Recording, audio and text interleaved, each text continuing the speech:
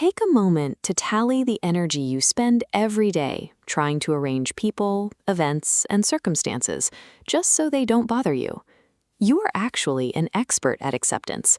You already accept 99.9% of the universe without a second thought. You don't feel the need to fix the barren, unbreathable surface of Mars. You are perfectly capable of respecting the reality of massive, chaotic storm systems on Jupiter. You let the cosmos be exactly as it is, because those events happen far away from your personal experience. Daily frustration arises when a tiny fraction of a percent of reality, the person in front of you or the temperature of the air, interacts with your specific likes and dislikes.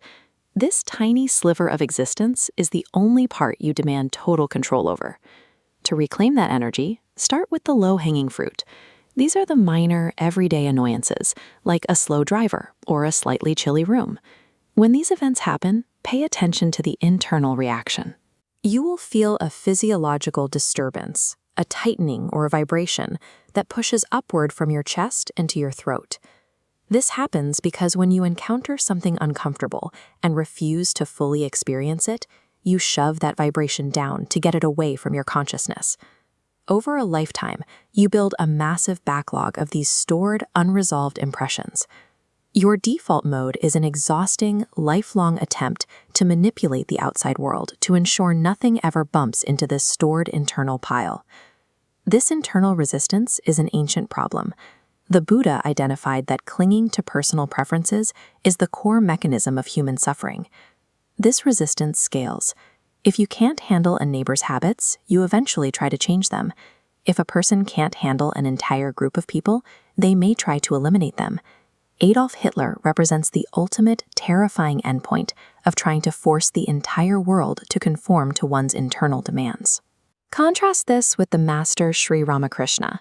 When a loud church bell repeatedly disturbed his meditation, he didn't try to stop the noise. He chose to love the vibration, integrated it into his focus, and handled the discomfort until the bell no longer caused a disturbance.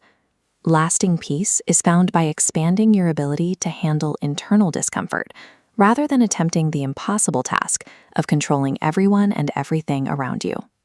The process for this is a specific internal algorithm. Step 1. The moment a trigger occurs, use your awareness to notice the internal clench. Step 2 requires an immediate physical counteraction. As you feel the tension, consciously and physically relax your shoulders, your heart, and your face. Step 3 is the release. By remaining relaxed, you allow that stored energy to move up and out. You are giving the blockage the space to evaporate, like wind passing through a screen. This is the true meaning of surrender. It is a physiological release of internal resistance. You are simply choosing to no longer hold on to the garbage that makes you suffer. Expect to fail. When you are first practicing this, you will inevitably tense up and react poorly before you even realize a trigger has hit you. When this happens, drop the judgment.